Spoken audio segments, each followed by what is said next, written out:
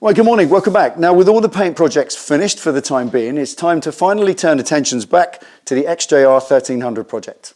Now, there are two fundamental areas still to address on the bike. I want to do a full service on the engine, including a valve clearance check, because I've got no record when that was last done, and I want to put a clutch pack in it as well. So we'll get into all of that, and I want to put a set of tyres on it.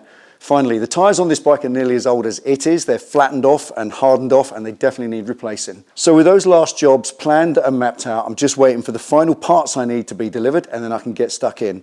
So as I can't do anything today, I've got something rather interesting to share with you instead. Now, as it's winter outside, with these recent paint projects, I've been needing to warm this place up so I can get a decent paint finish. And for heating, I've been using the electric fan heater, an electric convector heater, and an electric oil-filled radiator. And I have to have all three of them on all of the time, all day. And they struggle to add about 8 or 9 degrees to the temperature in here from when I walk in first thing in the morning. And as you can appreciate, the electric bill is going to be outrageous. So I've been trying out another option. And something loads of you suggested, a diesel heater. And I borrowed this one from a neighbour to try it out.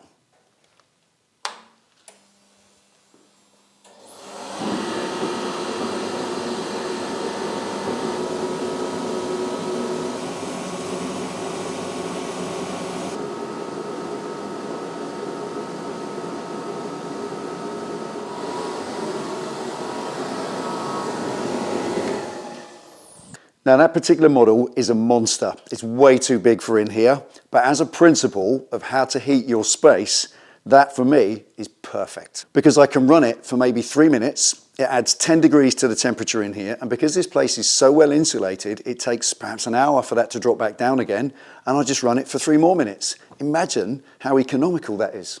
So, as I now know it works, and that one's got to go back to its owner, I've got one for myself, only a little bit smaller. Let's show you.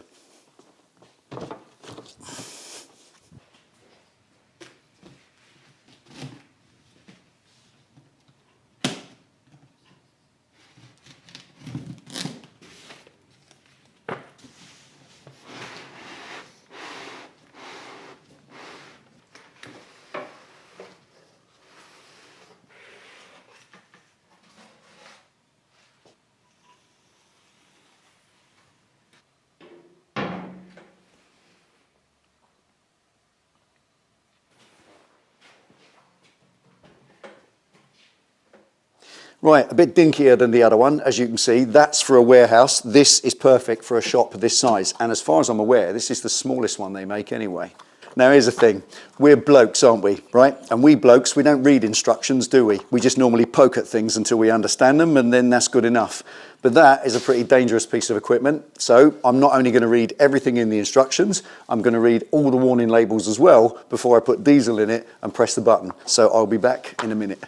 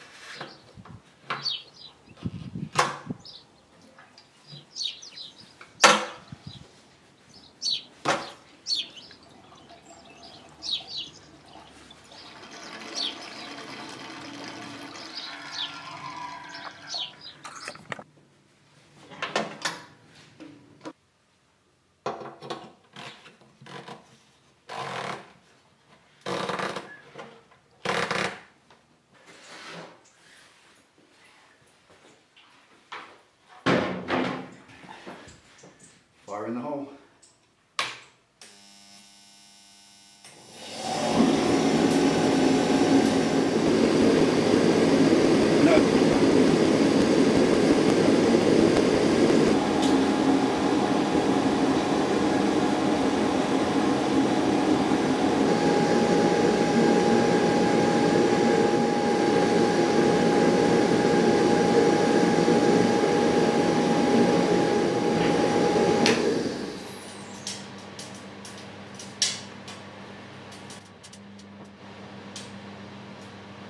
Okay, as you saw, extremely efficient. It fires up on the push of a button, nothing else to be done.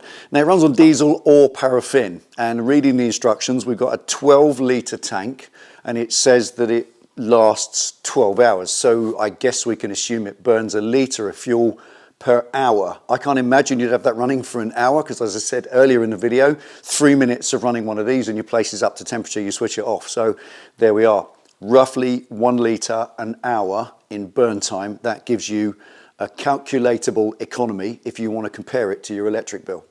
Well, the next thing, and I think a very important thing, buy the right size one of these for your space. I'll leave a link in the description below the video and you can click on the whole range and look at them. Now the big 110, that's practically the biggest one they make. And when that thing's running, 10 feet in front of it is a bit scary. You feel like you're going to get set on fire, and anything that's in front of it, you're being careful where you point it. That's too big for this shop. This, on the other hand, when it's running and it's up to full temperature, I can still put my hand 3 feet in front of it and it's perfectly bearable. So it's not going to melt anything or set fire to anything in a smaller shop. So I know we're lads, and I know biggest is always best. Oh, I'll have the big one, please, mate. No, get the correct size for your shop. Always consider that.